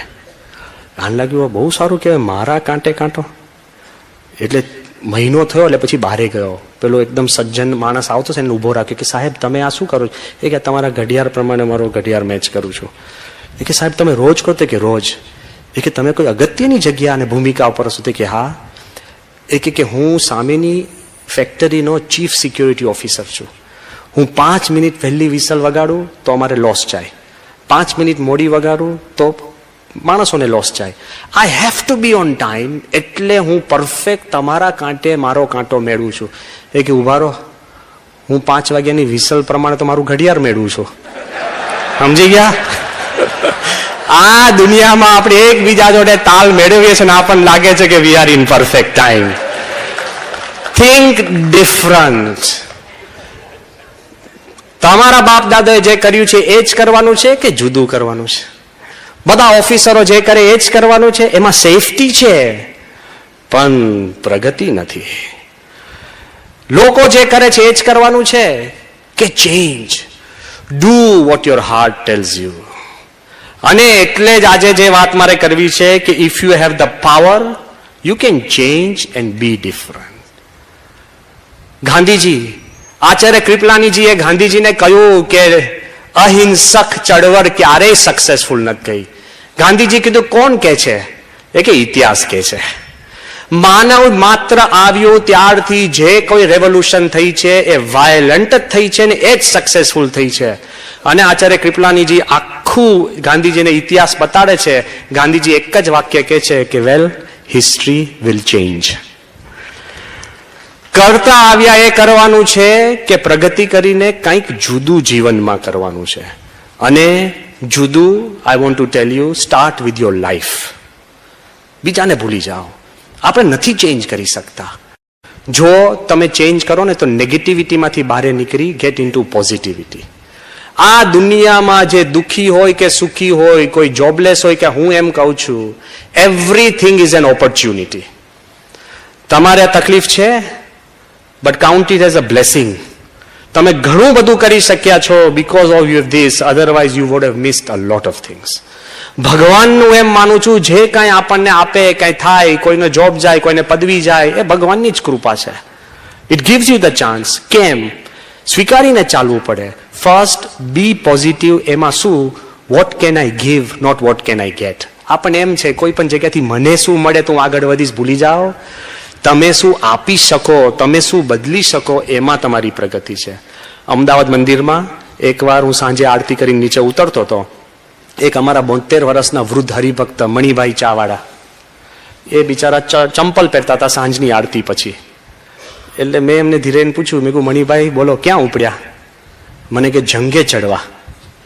મેં કહું 72 વર્ષની ઉંમર, ડગુમગું થાય છે, અને જંગે એટલે ક્યાં? એ કે ઘરે જાઉં છું. આ હું ભગવાનના સમખઈને કહું છું, એક શબ્દ ઉમેરતો નથી. મેં કહું મણિભાઈ આવું ન બોલો. મને કે તમને શું ખબર પડે? મેં કહ્યું એમ નહીં, તમે મને કહો.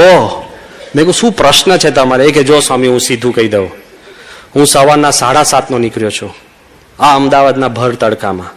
દુકાને દુકાને મહેનત કરીને, વૈતરું કરીને હું પૈસા કમાઈને સાંજે 7:30-8 વાગે ઘરે પહોંચીશ, થાકીને લોથપોથ થઈને. જેવો હું ઘરે પહોંચીશ એટલે મારા ઘરના માણસ, પત્ની સજી મજી તૈયાર થઈને બેઠા હશે, અને હું જેવો ઘરે જઈશ તરત મને કહેશે કે ચાલો બારે. અને હું ના પાડીશ કે હું આખો દિવસ ઘરમાં રહી છું. સમજાય છે ને? ઇસ્યુ બહુ નાના છે. પર્સ્પેક્ટિવ, થિંક ડિફરન્ટ છે, આમાં પ્રોબ્લેમ ત્યાં છે. એ કે હું આખો દિવસ ઘરમાં પુરાઈને બેઠી છું તો મારે બારે જવું છે, હું કહું કે હું આખો દિવસ બારે જઈને આવ્યો છું, મારે ઘરમાં રહેવું છે. સમજાય છે? આટલું જ મેન એન્ડ વિમેનના ઇસ્યુઝ આવા જ હોય છે. બહુ રકજક થશે એટલે પછી હું મારા દીકરાને કહીશ કે બેટા તું લઈ જા. હવે દીકરો તો મારો જ, એ કે સ્કૂટરમાં પેટ્રોલ નથી. ઝઘડો થશે, અડધો કલાક ઝઘડો થાય ને અને ગેસ ખૂટી જાય પછી શાંતિથી અમે જમીએ છીએ. તમારે ઝઘડા બંધ સમાધાનના નથી, પણ ગેસ ખૂટી જાય છે એટલે સમાધાન થાય છે. એમ લાગે મૂકોને લાભ ક્યાં ઝઘડ કરો એમ. એટલે કે અમે શાંતિથી જમશું, પછી શાંતિ સુઈ જઈશું, પછી બીજો દિવસ. મેં કહું રોજ આવું થાય કે રોજ? મેં કહું મણિભાઈ કામ કરો ને. તે કે શું? મેં કહું તમે આજે ઘરે જાઓ ને તમારા ધર્મપત્ની કે ચાલો બારે તો તમે જજો. તો એટલા ગભરાઈ ગયા ને, મને કે ના ના સ્વામી પછી લઈ જશે મને. મેં કહું તો શું વાંધો છે, અનુકૂળ થાવ, કોક વાર જાઓ. એ કે સ્વામી આજનો વાંધો નથી, પણ બહેનોને એકવાર કે ને પછી રોજનું કરી દે છે, પુરુષો એટલે ના પાડતા હોય છે. અને બહેનોને ખબર હોય છે કે એકવાર હા પડાઈ દઉં એટલે કાયમી. પર્સ્પેક્ટિવ્સ જુદા છે. મેં એમને કીધું ગમે તેમ બાપાને યાદ કરી અને મને યાદ કરી મહારાજની આગળ જઈને આજે તમે હા પાડજો. થિંક ડિફરન્ટ, હું તમને કહું છું. એ બીજે દિવસે સવારે 7:30 આરતીમાં ખુશ મિજાજમાં આવ્યા.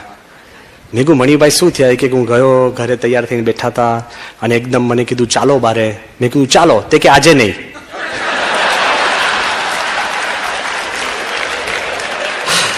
થોડાક તમે બદલાવ તો દુનિયા બદલાવા તૈયાર છે. અકોમોડેટ, ચેન્જ. તમને એક જ લાગે છે કે એક જ રીત છે, તમારો દીકરો કે દીકરી કે કુટુંબીજન કંઈક ભૂલ કરે, કંઈક ખોટ કરે, માર્ક્સ ઓછા આવે એટલે વઢવું અને ઉપદેશ આપો, એક જ રીત છે? We are stuck. ઘરમાં ફેરફાર થાય એટલે હું આ વાત કરું છું. આપણે હોશિયાર, પ્રગતિશીલ, સુસંસ્કૃત, ઠીક. સાઉથ આફ્રિકાની એક ટ્રાઇબ, એકદમ હબસી જૂનવાની ટ્રાઇબ, નાના નાના તંબુમાં રહે. એ ટ્રાઇબનો પ્રસંગ તમે વિચારશો ને માણસ હાલી જશે. એ ટ્રાઇબની અંદર કોઈ પણ છોકરો, કોઈ પણ વ્યક્તિ ગુનો કરે, મારે, ઝઘડે, ચોરી કરે તો એને એક થાંભલા જોડે બાંધવામાં આવે છે. અને બાંધે પછી એક પ્રોસેસ કરે છે, એનું નામ છે ઉબુન્ટુ. ઉબુન્ટુ પ્રોસેસ એટલે શું? કે એને એક થાંભલા જોડે બાંધે, 2 દિવસ ને 2 રાત એને સુવા ના દે, અને આખા ગામના દરેક જણ વારા લે અને એ વ્યક્તિને એના ગુણગાન કે તું નાનો હતો ત્યારે આટલો હોશિયાર હતો, પેલો ભણતો હતો ત્યારે આટલો હોશિયાર હતો, તારા જેવો શુરવીર અમે નથી જોયો, તું નથી રમવા આવતો, અમને નથી ગમતું. 2 દિવસ ને 2 રાત એના ગુણગાનને વખાણ કરે, એ એની સજા, અને પછી છોડી દે. Do you want to change somebody? તો પોઝિટિવિટી વાત કરો. પણ આપણે તો બ્રાન્ડ કરે, પહેલેથી જ આવો તો પેટમાં તો ત્યારથી જ તારા બાપ દાદા આવા હતા, એટલું બધું. હજુ તો તમારી દીકરી પાણી લઈને આવતી કે જોજો પાડતી નહીં તો પાડે જ. Why are V so negative? અરે કોક તમને ધંધામાં બનાવી જાય ને તો આખી કોમને આપણે આપી દઈએ કે આ તો આ જ છે, એનો બાપ આવો તો એના બાપ દાદા આવો તો, આખું કુટુંબને મૂળભૂત આવો ખરાબ ને લુચ્ચું છે. અરે ભાઈ એક જણે તમને કર્યું છે. Y? Stop branding, B positive. જેટલા તમે અનુકૂળ થશો ને, give vote can I give and give way. તમે જ્યારે અનુકૂળ થશો ને તો દુનિયા બદલાય. પ્રમુખ સ્વામી મહારાજ 92 વર્ષની ઉંમર હતી, અત્યારે 94 છે, વ્હીલચેર બાઉન્ડ છે. આખી જિંદગી સ્વામીએ 7 લાખથી વધારે ગામડાઓ, 7 લાખથી વધારે પધરામણી કરી હોય. સ્વામીએ મોર દેન 1 મિલિયન પત્ર લખ્યા હોય, મોર દેન 15,000 17,000 ગામડાઓમાં ફર્યા હોય. આટલું બધું લોકોના ટાઈમ, રહેવા કરવા બધાને અનુકૂળ થાય. જેટલા અહીંયા બેઠા છે ને, જા સાહેબ, ઝાલાવાડિયા સાહેબ, ગજેરા, ગઢવી સાહેબ, એસઆઈ, આ બધા જ્ઞાનભાઈ, બધાને અનુભવ છે કે તમારા ટાઈમે સ્વામી મળતા, પણ અત્યારે વ્હીલચેર બાઉન્ડ છે. આખી દુનિયા એને અનુકૂળ છે. મેં મારી નજર સમક્ષ એક પ્રસંગ જોયો. આફ્રિકાના બધા ટ્રસ્ટીઓ આવ્યા હતા, 30-40. બાપા જોડે મીટિંગ થઈ, હું પણ અમે મીટિંગમાં હતા. છેલ્લે ટ્રસ્ટીઓ ઈચ્છા દર્શાવી કે બાપા અમારે તમારી જોડે એક ફોટો પાડવો છે. વ્હીલચેરમાં હતા સ્વામી. સ્વામીના સેવકે નાનચંદ સ્વામી કીધું કે બધા છે ને બધા બાપાની પાછળ ગોઠવાઈ જાઓ એટલે ફોટો આવે. સ્વામી કે નાનચંદ 40 જણને ઊભા કરવા એના કરતા આપણી વ્હીલચેર ફેરવી દો ને. જે ગુરુ વ્હીલચેરમાં બેઠા બેઠા એ વ્હીલચેર ફેરવવાની વિચાર કરતા હોય ને એ જ BAPS સંસ્થા ચલાવી શકે. કોન્સ્ટન્ટ, જેના મનમાં થિંક ડિફરન્ટ. આ તો હું એટલે કહું છું, સાહેબને પણ વાત થાય તો કરજો કે વર્ષો પહેલા મોદી સાહેબે જ મને આ પ્રસંગ કહ્યો હતો કે જ્યારે પોતે સામાન્ય RSS ના કાર્યકર હતા, 1981ની સાલમાં જ્યારે અમને દીક્ષા અપાતી હતી ત્યારે મોદી સાહેબ પ્રમુખ સ્વામીના દર્શન કરવા આવ્યા. જો થિંક ડિફરન્ટ હું કહું છું, વિચારજો. જો સ્વામીના દર્શન કરવા આવ્યા અને તે વખતે અનુપ જલોટા તે વખતે મોટા ગાયક હતા. સાંજની સભામાં એમનો પ્રોગ્રામ હતો. બાપા ખુરશી ઉપર બેઠા હતા, અનુપ જલોટા ખુરશી ઉપર, અને મોદી સાહેબ પલાંઠી વારી અને 1-2 કાર્યકરો સ્વામીના પગ અગાડી ત્યાં નીચે બેઠા હતા ઓન ધ રાઈટ. પ્રમુખ સ્વામીનો પગ, તમે પગ ઉપર પગ ચડાવો ને આમ વાંકો પગ હતો. પ્રમુખ સ્વામી મહારાજ જલોટા સાહેબ જોડે, અનુપ જલોટા જોડે વાત કરતા હતા. ધીરે રહીને મોદીએ સ્વામીની પગની રેખા જોતા હતા અને પગની રેખા જોતા હશે પ્રમુખ સ્વામી, પણ ધીરે રહીને એમને પોતાનો પગ વાળ્યો. ત્યારે પ્રમુખ સ્વામીએ કહ્યું કે બેઉમાં સેવા જ લખી છે, આખી જિંદગી સેવા જ કરવાની છે.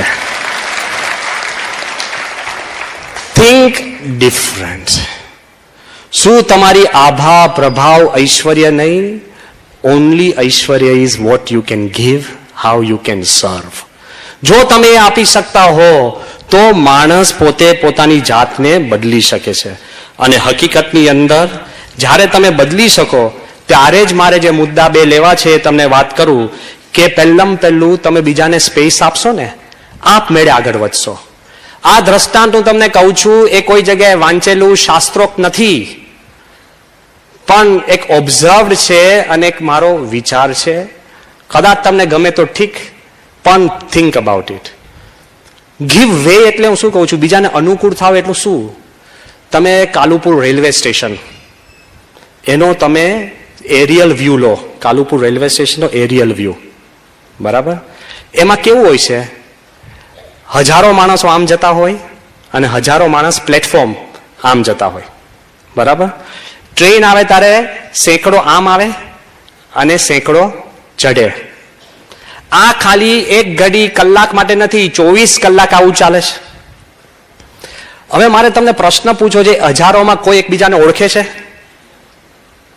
કોઈ એકબીજાનું નામ પૂછવા પણ સમય કાઢે છે?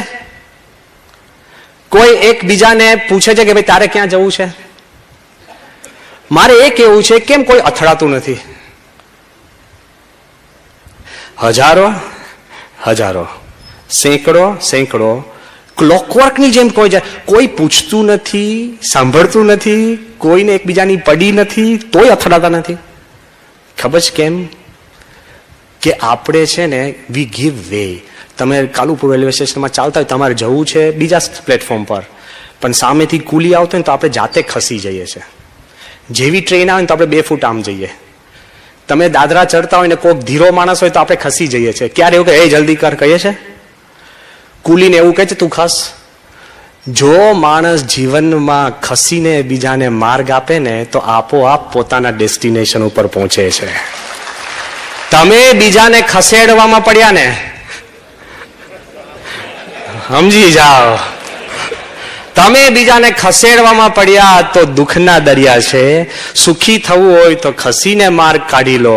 Vote you get you accept and move on. So first, what can you give? આ વિચાર રાખજો, not get. Second, if you can't give, at least forgive. કેટલાને મન દુઃખ હશે, પોતાના માતાના, પિતાના, ઘરના, કુટુંબના અધિકારીઓએ કામ કર્યું હોય તો આપણને મનમાં થાય કે પેલા મારી પાછળ આમ કર્યું, પેલા બદલી કરાવી, આ કર્યું, મારી પાછળ. કોઈને પાછળ પડવાનો સમય નથી, તમે છોડી દો ને. એક માણસ મારી પાસે આવ્યો અને મને કહે કે સ્વામી હું બહુ દુઃખી છું. મેં કીધું દુઃખી કેમ છે? એ કે મારા બાપુજી પહેલેથી જ મારી પાછળ, અને મારા ભાઈને બધું આપી દીધું. નાનો હતો ત્યારથી મને જમવામાં ઓછું આપે, કપડાં ઊંચીને આપે, ને આમ કરે ને તેમ કરે ને, ફરવા ના લઈ જાય ને, કેટલી વાર ઘરે લોક કરીને રાખ્યો, એટલું બધું રડ કરે ને. મેં કહ્યું પપ્પા ક્યાં છે? કે 25 વર્ષ પહેલા મરી ગયા. મેં કહ્યું હવે તો છોડ. શેની માટે તમારા 25 વર્ષના દુઃખ ભેગા લઈને ફરો છો? ફોરગીવ. અને એમને નથી કહેતો, અને શાસ્ત્રોક્ત અને ઐતિહાસિક દ્રષ્ટાંત આપીને હું તમને કહું છું, 2013ની સાલમાં 14 ડિસેમ્બર બહુ જ મોટા માણસનું એક ફ્યુનરલ થયું, નેલ્સન મંડેલા. અને સાઉથ આફ્રિકામાં નેલ્સન મંડેલાનું ફ્યુનરલ થયું. મારે કેવું છે, કોઈ પણ દેશને આમંત્રણ આપ્યા વગર દુનિયાના 90 નેતાઓ હાજર, બીજા 90 ભૂતપૂર્વ નેતાઓ હાજર, ક્લિન્ટન, બુશ, બધી જ ટીમ. 100 થી વધારે સ્વૈચ્છિક સંસ્થા, વર્લ્ડ બેંક, UN, રાજા મહારાજાઓ, મુસલમાન દેશોના બધા જ વગર આમંત્રણે. એવું નથી દેશોએ ફોન કર્યા તમે આવજો આવજો, નો પ્રોટોકોલ. સ્ટેડિયમની અંદર જ્યારે એને ફેરવેલ અપાય છે, હું ત્યાં જઈ આવ્યો છું, I have seen, I have been, એટલે હું તમને કહું છું. સ્ટેડિયમની અંદર જ્યારે એને ફેરવેલ અપાયું નેલ્સન મંડેલાને, એવું શું હતું એનામાં, અને એને શું કર્યું હતું? જે માણસ નાનપણમાં એક ટ્રાઇબલ તરીકે ઉછરેલો, માન થોડું ભણ્યો, યુવાનીમાં ભાગતો ફર્યો છે, હી વોઝ હન્ટેડ. શું ક્રિએટિવ કામ કર્યું છે? પછી એના ઉપર આરોપ મૂકવામાં આવ્યો અને 27 વર્ષ જેલમાં. રોબિન આઇલેન્ડ કોઈ જઈ આવજો, તમને 2 દિવસની ખાલી બદલી થાય ને, તમારું આખું જીવન ખખડી જાય છે આપણું. મારી જ બદલી, ભાઈ તમારી જ હોય. હા, તો ખખડી જાય છે. 27 વર્ષના કોઈ વાંક ગુના વગર. અને એને જેલમાં નાખનાર કોણ? જોન વોર્સ્ટર. એ સાઉથ આફ્રિકાનો જે આ વ્હાઇટ રેજીમનો મુખ્ય માણસ, જોન વોર્સ્ટર. એ માણસે ખોટા કેસ, કન્સ્પિરસી કેસ ઉભા કરીને મંડેલાને નાખ્યો. દર 3 વર્ષે નવા કેસ. 27 વર્ષ સતત જેલ તો હજુ સમજાય. કોટડી જોજો, જઈ આવ્યા છે રોબિન આઇલેન્ડ. કોઈ પણ સાઉથ આફ્રિકા જાય ને, please go and visit Robin island. એટલી નાની કોટડી, પગ લાંબા ના કરી શકો, ભયંકર ઠંડી, તકલીફ, અને રોજનું અપમાન, હ્યુમિલિએશન. રોજ 2-3 દિવસે આ જોન વોર્સ્ટર આયોજન કરે અને એ પાર્લામેન્ટમાં બિલ મૂકે, હેંગ મંડેલા. જેલ, મરવાની ભીખ, અને એ જ જોન વોર્સ્ટર પ્રાઇમ મિનિસ્ટર બને છે. જે માણસ એને જેલમાં નાખ્યો એ તમારા દેશનો પ્રાઇમ મિનિસ્ટર બને. હવે પૂરું. મંડેલા રોજ અપમાન, રોજ ભય, રોજ મૃત્યુ, રોજ સંકોચાઈને જીવન જ્યારે ગાંડો થઈ જાય માણસ. એ જોન વોર્સ્ટરે કેટલી વાર બિલ પસાર કર્યું કે હેંગ મંડેલા, પણ બિલ પસાર થયું નહીં. જોગાનું જોગ જતા જતા 27 વર્ષ પછી આની રેજીમ નીકળી ગઈ, ધોળિયાઓનું રાજ ગયું, ફ્રીડમ મળ્યું, અને મંડેલા જેલમાંથી બહાર આવે છે. એનો પરમ દુશ્મન કોણ? John Vorster. અને જોન વોર્સ્ટરના મોટા મોટા વાક્ય આવે, it is my dream to see Mandela die. આવા વાક્યો આવતા હોય, તમને કોઈ કીધું તું નથી, ખબર જ છે આ કરે છે. પહેલો દુનિયાના તમામ છાપાવાળાનો પહેલો પ્રશ્ન પૂછ્યો રોબિન આઇલેન્ડ ઉપર જ, જેલમાંથી બહાર આવે છે, mister Mandela, what do you think of John Vorster? Mandela શું કહે છે ખબર છે? He is a decent main.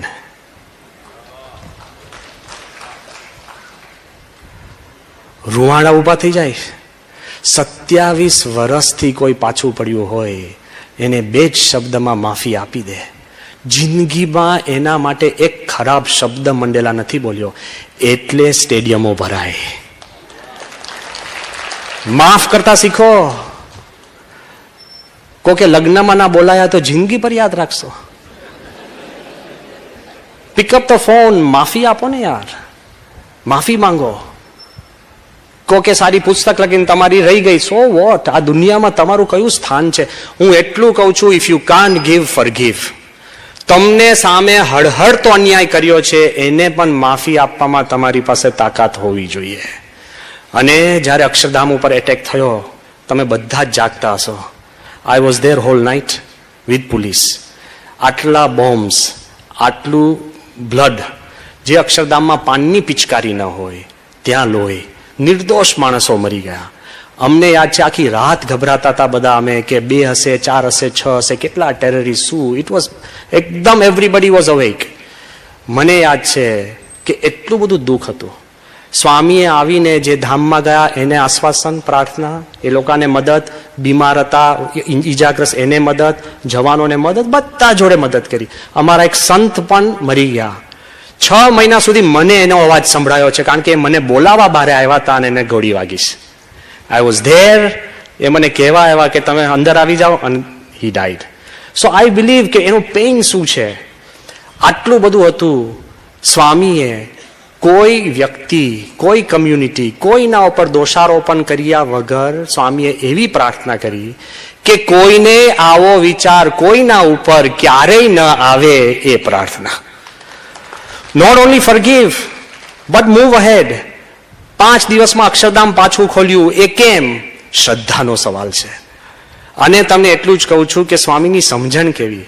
આ તમારો પ્રશ્ન નહીં, મારો જ પ્રશ્ન છે. સ્વામી આરામ કરવા જતા હતા રાતના 2-3 દિવસ પછી. હું ખૂણામાં માળા ફેરવતો હતો, બાજુમાં વિશ્વવિહારી સ્વામી હતા. તો સ્વામી એકદમ હસતા હસતા મને કે બસ આ જ કરવા જેવું છે. હું માળા કરતો હતો, મને કે બસ આ જ કરવા જેવું. મેં કહ્યું બાપા, આપણે શું બગાડ્યું હતું? આપણે કોનું બગાડ્યું છે? કોના માટે કંઈક બોલ્યા છે કે આપણને છેક સાઉદીથી શોધીને આપણા પર એટેક કરવા આવે? મેં કીધું why? I ask this question. Swami શું કે ખબર છે? સ્વામી કે આ લોક દુઃખરૂપ છે. હવે સાંભળજો. સ્વામી કે કૃષ્ણ ભગવાનને વગર વાંકે દુઃખ આવ્યા, રામ ભગવાનને વગર વાંકે દુઃખ આવ્યા, દેવકીને વાસુદેવ કૃષ્ણના માતા પિતા હતા પણ જીવ્યા ત્યારથી આંસુ સુકાયા.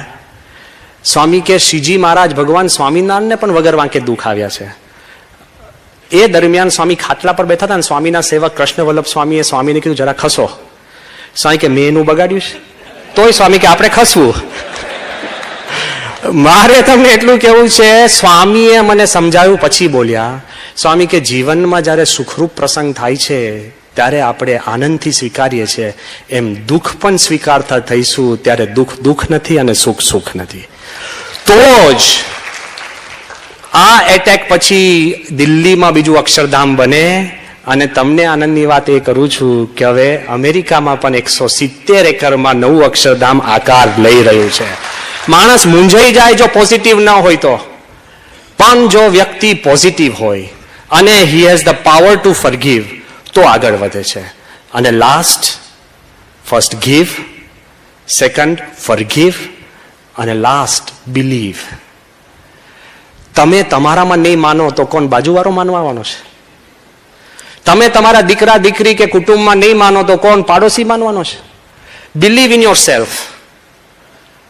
ગમે તેટલી નબળી વસ્તુ હોય, believe in your family, believe in God. જે પરિસ્થિતિ સર્જાય છે એમાં તમારે સક્ષમ રીતે જુદું વિચારીને આગળ વધવું હોય તો believe in your self, in your family and in God. Believe એટલે ઘણીવાર આપણને કંઈક દુઃખ આવે ને, કંઈક પોતાની ધાર્ય પ્રમાણ ના થાય ને, એકવાર નપાસ થાય ને, બહુ દુઃખી થઈ જાય માણસ, એને અંત આવી જાય છે. સંતો હોય ને એને અપમાન થાય ને, જો એ કહું છું, એમને એમ લાગે હવે ભાઈ માન અપમાન છોડીને નીકળ્યા છે. એ તો શણગાર છે. પોતે પોતાની સ્થિતિમાં, પોતાના વિચારમાં, પોતાના કુટુંબમાં, પોતાના ઈષ્ટદેવ જેમાં તમે માનતા એમાં શ્રદ્ધા રાખજો. હું આ દ્રષ્ટાંત આપું છું, કોઈ સંતનું નથી, પણ ઇટ્સ વેરી સ્ટ્રોંગ દ્રષ્ટાંત.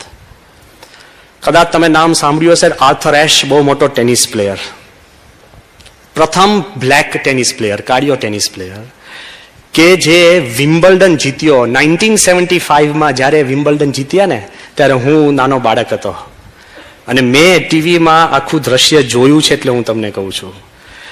કોઈ માની શકતું નહોતું કે કોઈ પણ રંગ મીન્સ કાળો માણસ વિમ્બલ્ડન જીતી શકે. ગ્રાસ કોર્ટ, સ્પીડ, બધું જ. આ પોતે વિમ્બલ્ડન જીત્યો, બહુ ફેમસ થયો, ચારે બાજુ એની નામના ના અંતે, અને માણસ સ્વભાવે સારો. 1982ની સાલમાં એને એઇડ્સ નીકળ્યો. એઇડ્સ એનો વાંક નતો. હોસ્પિટલમાં બ્લડ ટ્રાન્સફ્યુઝન કર્યું, એમાં એઇડ્સ લાગી ગયો અને બહુ જ બધા દુઃખી થઈ ગયા. એક એના ચાહકે એને પત્ર લખ્યો, Arthur, you are the greatest person I know. Why did God choose you for this miserable disease? તું મોટામાં મોટો અને સારામાં સારો માણસ છે, ભગવાને તને કેમ પસંદ કર્યો આ રોગ માટે? મને દુઃખ છે. બીજા લોકો આશ્વાસન આપે છે. એ શું લખે છે, શબ્દ સાંભળજો. એને કાગળ લખ્યો છે, બધા માટે આ કામ લાગે એવું છે. આ વિચાર શું લખે છે કે 50 million children start playing tennis. આ દુનિયામાં 50 મિલિયન ટેનિસ શરૂ કરે છે. 5 મિલિયન લર્ન, 5 મિલિયન શીખે છે tennis. 500,000 learn how to play it professionally. આપણે પોઈન્ટ્સ રમીએ અડધી ગેમ છોડી દઈએ એવું નહીં, પ્રોફેશનલ રમે. એમાંથી 50,000 come to circuit, 50,000 tennis player કોઈક પ્રોફેશનલ ગેમ રમે. એમાંથી 50 રીચ વિમ્બલ્ડન, 50 જ વિમ્બલ્ડન સુધી પહોંચે છે. એમાંથી 2 સેમીફાઇનલ અને ફાઇનલમાં. અને એમાંથી જ્યારે when I was holding the cup of Wimbledon, I did not ask God why me. Why should I ask God now why me? જ્યારે તમે સફળ થયા છો, મોટા થયા છો, આગળ વધ્યા છો, સુખી થયા છો, ત્યારે ભગવાનને પૂછ્યું કે મને કેમ? તો દુઃખમાં કેમ પૂછો છો મને કેમ? સ્વીકારો. જો સ્વીકારીને ચાલશો તો હકીકતની અંદર માણસ સુખી થાય છે. ઘણા બધા પોતાના મનના મેદની અંદર એમ માને છે કે હું મારું જીવન પસંદ કરું છું. I choose, it's my choice. હું પોતાની રીતે આગળ વધું છું, હું ધારું ત્યારે આવું. બધાના મનમાં એવું થઈ જાય છે. મારે તમને એટલું જ પૂછવું છે, આ જીવનમાં તમને જે સુખી અને દુઃખી કરે છે ને, એ કસ્સા ઉપર તમે ચૂઝ નથી કરી શક્યા. લો, તમારી બર્થડે તમે ચૂઝ કરી હતી? દર વર્ષે સેલિબ્રેટ કરો છો ને. તમારી ડેથ ડેટ, મરણતિથિ તમે ચૂઝ કરશો? હિસાબ ના કરતા. તમારા જીવનની 2 મુખ્ય દિવસો, જન્મ તારીખ ને મરણ તારીખ, તમે ચૂઝ કરો છો? ના. તમારું નામ લો, મોટેથી લખો. માણસ નવરો પડે નામ જ સહી કરતો હોય. જોજો, તમારું નામ જે તમે એમાં ગૌરવ લો છો, તમે ચૂઝ કર્યો તો તમારા ફઈના મૂડ ઉપર છે. તમારી જે અંગત વસ્તુ તમે શું ચૂઝ કરી? નામ નહીં. ચાલો, તમારા મા બાપ તમે ચૂઝ કર્યા છે? અને મા બાપ ભલે તમને કે અમે તને બેટા લાવ્યા, પણ તમને ચોઈસ કરીને લાવ્યા છે કે મારે આવો જ જોઈએ છે? Parents didn't choose you, you didn't choose your parents. તમારું નામ, બર્થડે, જે તમારી નજીકની વાત છે. તમારા ભાઈ બહેન તમે ચૂઝ કરો છો? તમે પહેલા જન્મી ગયા કે હવે મને પૂછ્યા વગર ચોઈસલેસ. તમારા ભાઈ બહેન તમારા ચોઈસના નથી. હજુ સાંભળજો, તમારું ફેસ રોજ ઉઠીને આપણે મિરરમાં જોઈએ છે, તમને સુખ દુઃખ પમાડે, તમે ચૂઝ કરો છો? નાક જાડું થાય તો રોકી શકો છો? વાળ ખરી જાય તો રોકી શકો છો? તમારી કલર ઓફ સ્કિન, બહુધા ભારતીયો પોતાના ચામડીના રંગથી સેટિસ્ફાઈડ નથી લે, પણ ચોઈસ તમારો છે. ચામડીનો રંગ નહીં. ચાલો, ડોક્ટર હોય ને, જે એમ કે અમે રોગ દૂર કરીએ છીએ, એને રોગ થાય એ ચૂઝ કરે છે કે હું ડોક્ટર છું, મને હૃદયનો ન થવો જોઈએ. Doctors can't choose disease. અરે ભાઈ, તમે એમ કહેશો કે સ્વામી હું મારી વાઈફ ચૂઝ કરીને લાવ્યો છું, પણ એના સંબંધીઓ તો પેકેજ ડીલ છે. જે સુખ દુઃખ છે, કારણ કે એના સંબંધીઓ ઓવરનાઇટ તમારા સંબંધીઓ થઈ ગયા. તમને એમ કહું છું, આ દુનિયાના તમારા જે સુખ દુઃખ બધા છે, તમે કોઈ ચૂઝ કરી નથી શકતા. સ્વીકારી લો છો તો તમારા જીવનમાં બનતી ઘટનાઓ પણ સ્વીકારી લો. જો તમે સ્વીકારતા શીખશો તો ભગવાનની દયાથી આપણે આગળ નીકળી જઈશું. છેલ્લે વાત અંતમાં એટલી જ કરવાની કે if you choose two accept, ભગવાનની ઈચ્છા માનીને, ભગવાનમાં શ્રદ્ધા રાખીને તમે કરશો તો કોઈ પણ વિચાર તમને પાછો પાડી નહીં શકે. 2-3 વાત છે. આજે જ સભા પતે ને, મારી એક વિનંતી છે, તમારે કોકની માફી માંગવાની હોય ને, હું બધા સામે જોઉં છું, please pick up a phone. જા સાહેબ, વડીલ છો, મારે કહેવાય નહીં, કોક તો હોય, મારે હોય. Pick up the phone and say મને માફ કરજો. You see the change. હું ખાલી 2 જ નિયમ આપું છું કે રોજ રાતે સૂતા પહેલા, એસાઈ ઘણા જૂના પ્રસંગ હશે ને તમને લાગે કે મારે આંજો તો બોલવું જ નથી, પેલો આવો છે, પિકઅપ ધ ફોન. મેં જોયું છે ઘણા લોકો 20-20 વર્ષ પછીના પિતા જોડે ફરી વાત કરે છે. It brings a change. શું લઈને આવ્યા છે ને શું જવાનું છે. નેલ્સન મંડેલા 27 વર્ષનું ભૂલી જતો હોય. તો તમને એવું શું દુઃખ છે? Pick up the phone. રોજ રાતે સૂતા પહેલા 1 મિનિટ કાઢજો, 1 ફોન કોલ, કે આજે બસમાં આપણે ભેગા હતા અને તમે ઊભા થવા ગયા પણ મેં તમને જગ્યા ના આપી તો મને માફ કરજો. ફિનિશ્ડ. નબળા નથી બનતા, મજબૂત બનશો. અને રોજ સવારે એક simple phone call to thank somebody, જેને તમારા જીવનમાં થોડીક ડિફરન્સ કોઈ, જેને તમારી વ્હીલચેર પણ ફેરવી હોય ને, અને તમને યાદ, ઘણી બધી યાદ, એમાંથી એક જ જણ, હું રોજ 50 ને નથી કહેતો, એની 1 પર્સન યુ થિંક, થેન્ક હિમ. જીવન તમારું રોજ થેન્ક યુથી શરૂ થાય અને રાતના ફગીવ મીથી સુવા જાય તો ભગવાન તમારા જીવનમાં હાજર રહેશે ને રહેશે. Change your attitude. આવું સ્પિરિચ્યુઅલ આઉટલુક આપણને પ્રાપ્ત થાય, યુ કેન ચેન્જ. જો વિચારથી દુનિયા બદલાય છે, જો વિચારથી સુખ દુઃખ બદલાય છે, જો વિચારથી પ્રકૃતિ બદલાય છે, જો વિચારથી તમારો દિવસ બદલાતો હોય તો યુ કેન ચેન્જ ઇટ. અને જો સાચો વિચાર હોય ને તો આ કલ્ચરલ ફોરમમાં છેલ્લું દ્રષ્ટાંત મૂકીને હું જઉં છું, જો સાચો વિચાર હોય તો રાજા પણ રંક બને છે ને રંક પણ રાજા બને છે. આ બહુ જ બુદ્ધિશાળી એક દ્રષ્ટાંત છે કે જ્યારે સિકંદર ઓલમોસ્ટ એ 3rd સેન્ચુરી BC અંદર લડતો ભારત તરફ આવ્યો અને સિકંદરની તો બધાને વાત ખબર છે કે 19 વર્ષે એ પોતે રાજા બન્યો, 21 વર્ષે મેસેડોનિયાનો રાજા બન્યો, 23 વર્ષે પર્શિયા એના કાબુમાંથી. આવા આપણા પરા નહીં કે પાલડી કે પછી કે હું હવે ઇલેક્શન સેટેલાઇટથી જીત્યો વસ્ત્રાપુર કે સરખેજ, એવા પરાની વાત નથી કરતો. પર્શિયા 23 વર્ષે, 25 વર્ષે ઇજિપ્ત, એલેક્ઝાન્ડ્રિયા એના પગ નીચે. શું માણસ હતો, સામાન્ય નહોતો. 28 વર્ષ સુધીમાં એ તો છેક પોરસ સુધી પહોંચી ગયો. 2 વર્ષ ઇન્ડિયામાં યુદ્ધ અને લડાઈ ને તક્ષશિલા વિસ્તારમાં રહ્યો. તે વખતે કોક એના સૈન્યએ કીધું કે અહીંયા આગળ લગભગ 5-10 નાગા બાવાઓ છે, ભારતના નાગા બાવાઓ અને સિકંદર સમ્રાટ. આ વાત તમને ઘણી જગ્યાએ જુદી જુદી રીતે આલખાઈ હશે, પણ હું ઓરિજિનલ લેટિન, ઓરિજિનલ ગ્રીક, એના જૂના મેન્યુસ્ક્રિપ્ટ્સમાંથી જેને ભેગા કરીને એક અભ્યાસ કર્યો છે એની વાત હું કહું છું. એબ્સોલ્યુટ ઓથેન્ટિક છે આ. એમાં સિકંદર ને ખબર પડે છે કે ત્યાં 10 નાગા બાવાઓ બધા છે, જે જીતેલો આવેલો માણસ. એ સિકંદર નાગા બાવાઓને ભેગા કરે છે અને કહે છે તમારો ગુરુ લાવો. તો ગુરુ આવે છે, એને કહે છે કે હું પ્રશ્ન પૂછીશ તને. નેક રીડલ, સિકંદરના ફેમસ નેક રીડલ. જો તમને સાચો પડે જવાબ તો બચો, ન પડે તો માથું જાય. સિકંદરની આ રીત જ હતી. તો એને પ્રશ્ન પૂછે છે પહેલો, હવે સાંભળજો. હું ઇંગ્લિશમાં એટલે કહું છું, પૂછ્યું હશે એની ભાષામાં, ટ્રાન્સલેટ થઈને ઇંગ્લિશમાં આવ્યું છે મારી પાસે. સિકંદર એને પ્રશ્ન પૂછે છે, which is more numerous, the living or dead? આ દુનિયામાં સંખ્યા કોની વધારે છે, મરેલાની કે જીવતાની? પૂછતો નથી, તમે વિચારજો. બહુધા આપણે શું કહીએ, કેટલા ગયા છે? મરેલા કેટલા છે? અબજો ને અબજો મરી ગયા છે. જીવતા? તો આ સાધુ શું કે છે? લિવિંગ, જીવતા. કેમ? For the dead no longer exist, they cannot be counted.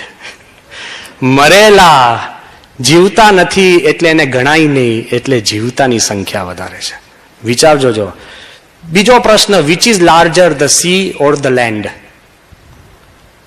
વધારે શું છે, સમુદ્ર કે જમીન? શું છે વધારે? સાધુ શું કે છે ખબર છે? લેન્ડ. કારણ કે સમુદ્રની નીચે પણ લેન્ડ છે, એટલે સમુદ્ર ટકે છે. સિકંદરને છે ને આંચકો લાગે છે કે હારા નાગા બાવા છે, આટલું બધું ભૂગોળનું જ્ઞાન, બધું જ ક્લિયર કટ.